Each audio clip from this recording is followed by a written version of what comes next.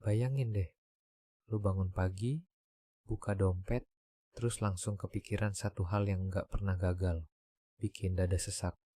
Cukup nggak ya uang bulan ini? Padahal puluhan tahun hidup lo udah lo kasih buat negara. Dulu lo berdiri di depan kelas jadi guru, jaga perbatasan jadi tentara, patroli malam jadi polisi, atau duduk berjam-jam di kantor pemerintahan sebagai pegawai negeri. Tapi sekarang, di masa tua, yang tersisa cuma satu sumber penghasilan, uang pensiun. Dan di titik itulah pertanyaan sederhana berubah jadi beban yang berat banget. Hari ini kita bakal bahas sesuatu yang lagi panas banget dibicarain, terutama buat jutaan pensiunan di seluruh Indonesia. Isu soal kenaikan gaji, kemungkinan adanya rapel, dan yang paling bikin penasaran, kapan uang itu benar-benar cair? Jadi pastikan lo nonton atau dengerin sampai habis. Karena ini bukan sekadar informasi biasa. Ini bisa jadi harapan buat banyak keluarga. Oke, kita mulai dari gambaran besarnya dulu. Jadi gini, rencana kenaikan gaji ini bukan buat 1-2 orang aja. Ini skala besar banget. Prabowo udah secara terbuka ngomong soal rencana ini.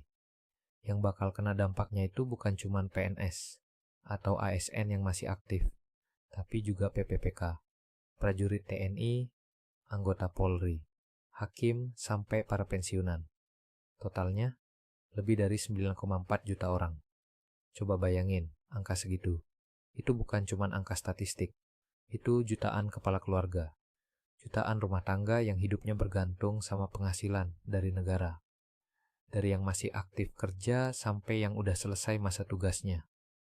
Nah, dari semua kelompok itu, ada satu yang posisinya paling rentan, tapi juga paling jarang disorot secara serius, para pensiunan. Kenapa? Karena mereka udah nggak punya opsi lain. Kalau ASN aktif masih bisa kerja, masih bisa naik jabatan, masih bisa cari tambahan, pensiunan nggak. Mereka hidup dari uang yang itu-itu aja setiap bulan. Padahal kalau kita lihat ke belakang, mereka ini bukan orang sembarangan. Mereka yang dulu rela ditempatkan di daerah terpencil buat ngajar anak-anak. Mereka yang berdiri di garis depan jaga negara. Mereka yang jaga keamanan kota siang malam.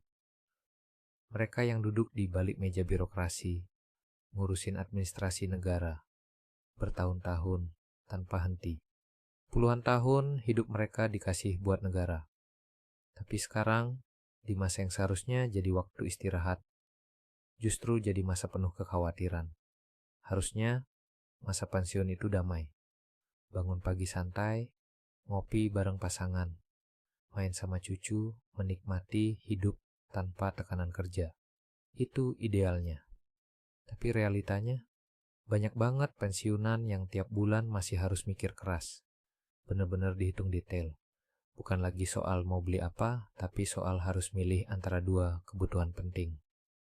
Bulan ini beli beras dulu atau bayar listrik ya?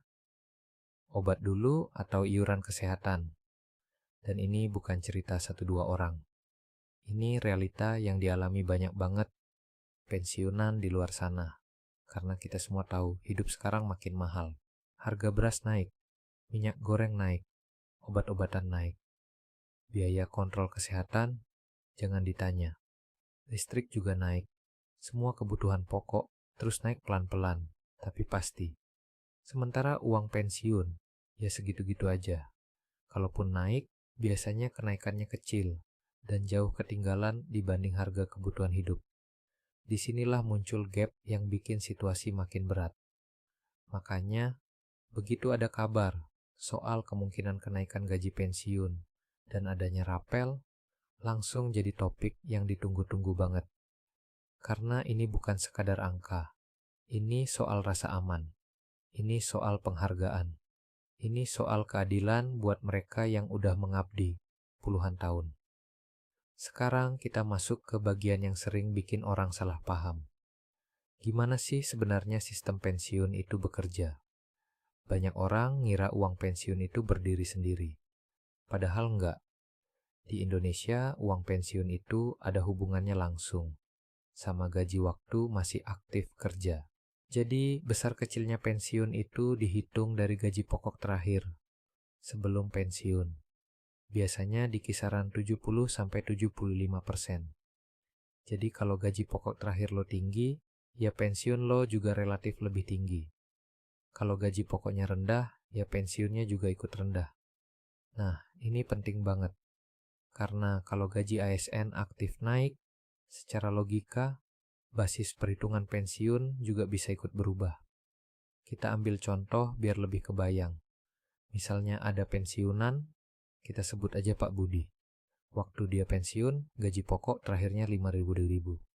Kalau dihitung 75%, berarti dia dapat sekitar 350.000 per bulan. Sekarang bayangin, di tahun berikutnya pemerintah naikkan gaji ASN aktif di level yang setara. Jadi 5.800.000. Kalau sistem penyesuaian berjalan, maka basis hitung pensiun Pak Budi juga ikut naik.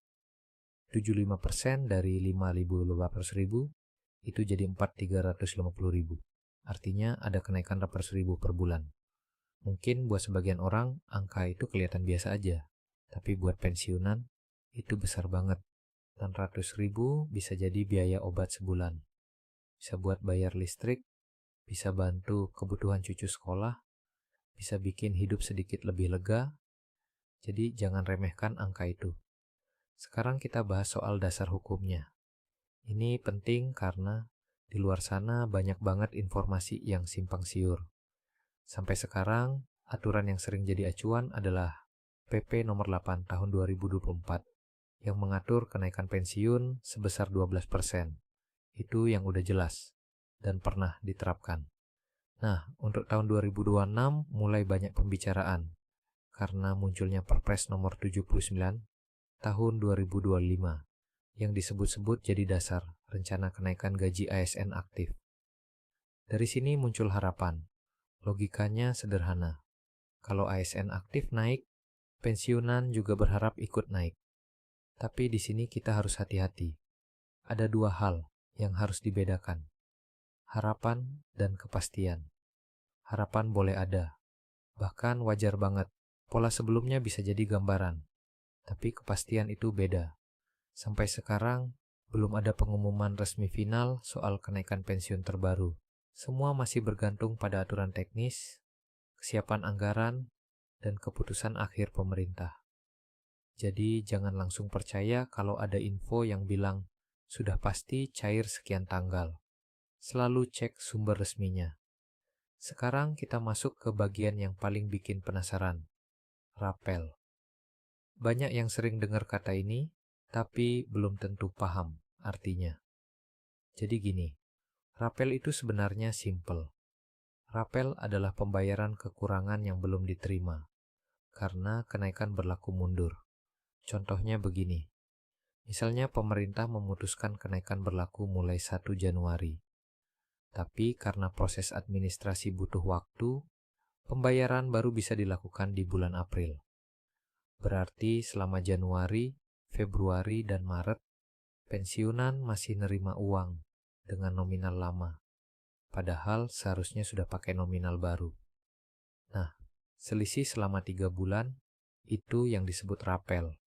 Jadi rapel itu bukan bonus, bukan hadiah, bukan uang tambahan misterius.